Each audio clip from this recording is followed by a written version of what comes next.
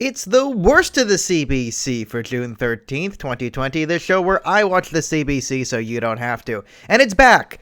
Maybe not for long. If you've been following for a while, you know that I discontinued the worst of the CBC during the pandemic because every day was just the same, and I was going to end myself if I had to watch one more hour of the same thing on CBC. But I turned it back on today, and I want to do a bit of the best and worst here because this is the epitome of one step forward, two steps back for the CBC. And I want to start because the number one story was there was a police shooting in New Brunswick of a man.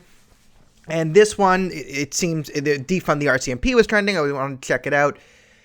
And this shooting, if what the police or the RCMP is saying is true, they said they responded. The man was holding a knife, tased a couple of times, and then shot.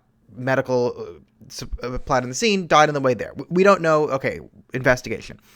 However, there was another police shooting of a indigenous person in New Brunswick, the Chantel Moore. And I just want to say that what I saw from the indigenous community and the sort of and what they're doing surrounding the Chantel Moore death and sort of reconciliation there, I thought the community's take was absolutely fantastic. There are too many words for me to say just how I think right the indigenous community in New Brunswick is actually getting this situation and what they had there, and they talked to leaders, and it was so sensible, and I think like really wise. The approach they took is, I think, the best word to describe the indigenous community's response to it is they said, we don't have a word for protests, and we're going on a healing walk. This is not a protest.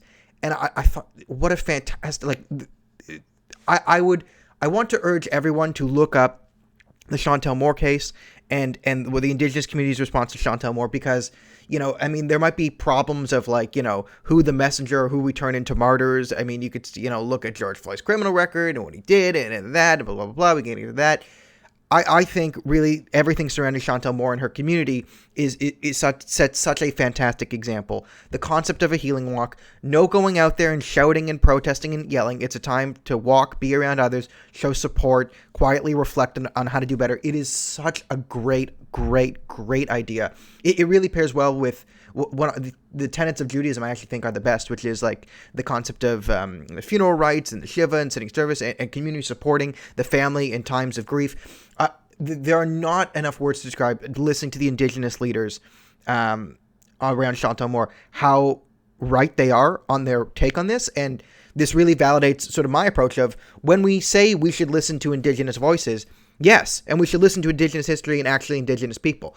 And 100% agree. I've done videos on this. My problem with the listen to indigenous voices crowd is they often, and I saw this in academia, one of my radicalizing things in academia and university is all these far left professors who say, we must teach you indigenous history. They completely erase indigenous history and they give you the noble savage, right? So indigenous people, Palestinians, blacks, gays, trans, we must listen to them all, but we take away all their history and we turn all their history, blacks, gays, trans, there's a black, gay, trans, Palestinian, whatever, and they're all the same, and all their histories are removed and amalgamated into some far left narrative. So they don't even get their voices said. It's just, you know, it just becomes, you know, intersectional feminism was the history of Palestinians and trans, indigenous people since whatever. It's all the same. Right? There's no difference between a trans Palestinian and a black indigenous person. They're all the same. And that's my chief frustration is, no, when we say listen to these communities, there's actually reasons we should listen to them. And here I want to say, listen to them. And the Chantel Moore thing, we can all agree. Like,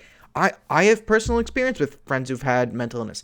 Police, and I think most police would agree, police should not be doing mental health spot checks. It's not a good idea, right? It puts too much on the police, right? And just the fact that a police officer shows up to your door, if you're in a bad state of mind, if you're actually having a mental health breakdown, if someone actually needs someone, just the police randomly showing up to someone in a bad state of mind it's an immediate, like more than half the time, it will immediately escalate the situation and exacerbate the mental health issue. They should not be doing mental health spot checks. We can all agree on that.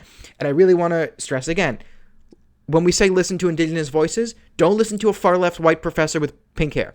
We should listen to indigenous people, because I think the way Chantel Moore's family and wider community the way they're handling this has been fantastic. Very wise, thought out, and they actually have a point. And I think if we focus, instead of saying defund the police, if we say, hey, police shouldn't be doing mental health spot checks, I think everyone can agree on that. So there's a chance to move forward. Now, the worst of it, And then it just, it immediately devolves from there. And at least Natasha Fatha was doing it, so there was some thread. But the next thing we talk about is there's far-right protesters in the UK, and they're guarding monuments of Winston Churchill. Now, yeah, I'm sure there's some far-right people there, but it's now a far-right position to not want to tear down statues of Winston Churchill. And this is ridiculous, because this is how you polarize people. When you say it's a far-right position to not want to tear down a statue of Winston Churchill, despite his faults, right? This is now far-right. Actually, that's like more than half the people in the UK agree with not tearing down statues of Winston Churchill. So if you say, I don't want to tear down a statue of John A. Macdonald here in Canada, that makes me far-right. This is how you radicalize people. Now, yes, are there idiots there? I heard people were doing Nazi salutes in front of Winston Churchill, which is monumental stupidity. Like, Winston Churchill is the primary reason why Hitler didn't take over the world. And this is a great conversation we should be having. Can great men, Winston Churchill is a great man of history, can great men be good men? Was he a good man? No. Was he a great man? Yes. And, I get people in India can have problems with how it was conducted. You can bring up the Boer War. You can bring up, not Gallipoli, trying to push the Straits of the Turkish one. Never mind. But that I don't think that was 100% his fault. I didn't really follow his plan. Like, you could bring up a lot of different things.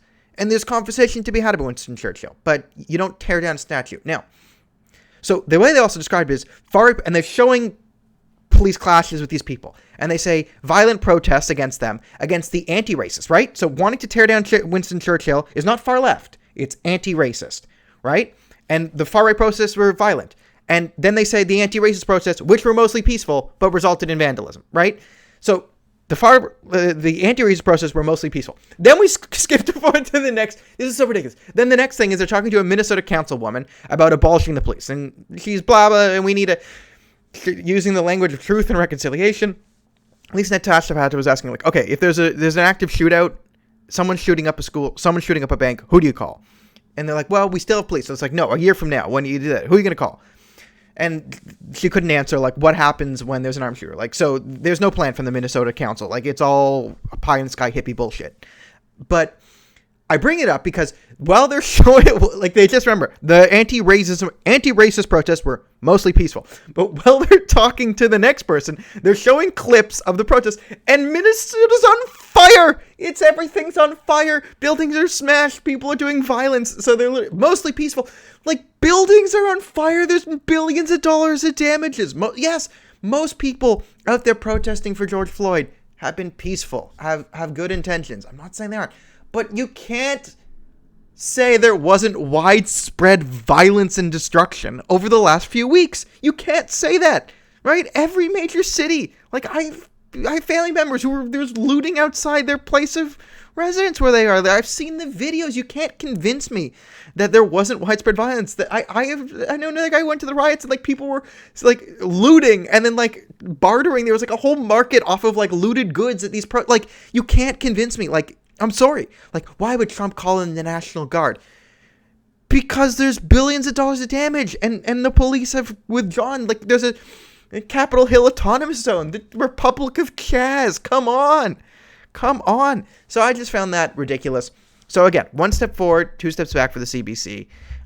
If there is a message, it's, if you want to hear something sensible, I really do want to prop up the voice of the Indigenous community in New Brunswick, because, those Indigenous leaders, we probably disagree on the carbon tax. Okay, we might disagree on a few other things, but we're at a point where we, the world, the West, really need to find some common ground. We really need to be able to sort of talk with the other side, sensible. And if there's any sort of community which is sort of in sort of a position of leadership where all sides might listen to, I think it's actually these Indigenous people who have been conducting themselves in a very I'll say it again, fantastic and wise manner. And if we want to sort of prop up anyone, I say it's them, because they've earned it. So I would Google Chantel Moore.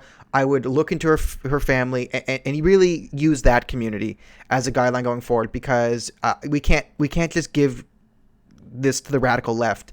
But I'm much more comfortable with listening to real Indigenous leaders, not far left lunatics. So will we be watching more CBC in the future? Maybe once a week. I think I'll commit to one CBC video a week until we can get back up to every day. So that's it for today. I'll see you tomorrow.